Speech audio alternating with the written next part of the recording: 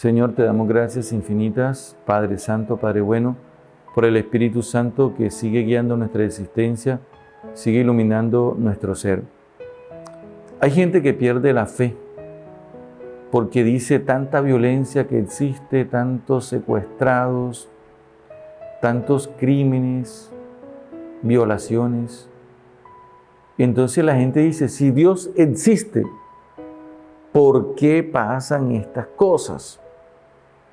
Y esto ya en el libro de los jueces se ha planteado, porque esto que se plantean algunas personas, todos en algún momento de nuestra vida, también nos lo planteamos. ¿Por qué pasa esto? ¿Por qué Dios no actúa matando a las personas malas, aniquilándolas, quitándolas del medio?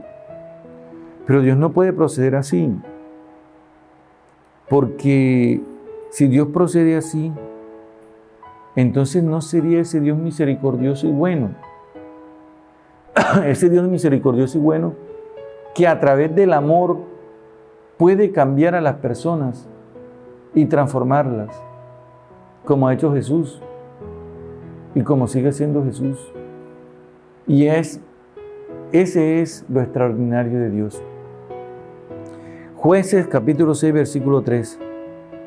El Señor está contigo, valiente guerrero, le dijo a Gedeón. Y Gedeón le respondió, por favor, mi Señor, si el Señor está con nosotros, ¿por qué nos pasa todo esto? ¿Qué ha sido de todos esos prodigios que nos cuentan nuestros padres cuando nos dicen que el Señor nos sacó de Egipto? Ahora nos ha abandonado y nos ha entregado en poder de Madián. Mira eso. Esa es la misma pregunta. ¿Qué nos planteamos nosotros? ¿Por qué nos pasa esto? ¿Por qué nos sucede esto? Pero es que acaso olvidamos que nosotros estamos involucrados en un escenario histórico donde el ser humano tiene que enfrentarse a todas estas cosas y que lo más difícil sería que el hombre sin Dios se enfrentara a estas situaciones cuando ha recibido de Dios la gracia y su presencia para poder enfrentarlas. Entonces nosotros tenemos que ponernos de parte de Dios y dejarnos conducir por la gracia y ser conscientes que estas situaciones forman parte precisamente de la realización del ser humano, de la vida del ser humano. Esto forma parte. Y cuando yo digo realización, no es que el hombre la tiene que hacer para realizarse, no, que el ser humano como un proyecto está confrontado con el mal. El mal se va a presentar siempre en nuestra vida. Y precisamente la realización nuestra es la superación de ese mal, partiendo de la experiencia del amor de Dios.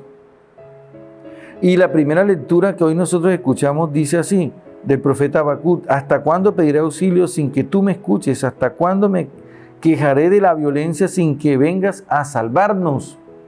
Dice, ¿por qué me dejas ver tanta maldad y sufrimiento? Dice la gente, no soporto ver a los niños que pasan hambre, que pasan necesidad. Entonces, ¿dónde está Dios? Pues precisamente si Dios pone eso en tu corazón, es para que tú te comprometas con esos niños que tú estás contemplando en ese momento y puedas, siguiendo la experiencia y el amor de Dios, actuar y comunicar ese amor.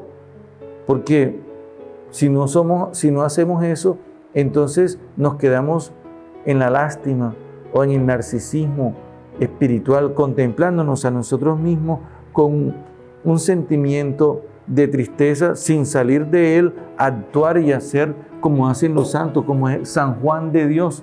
Dice la palabra, dice la historia, su biografía, que daba todo por los enfermos.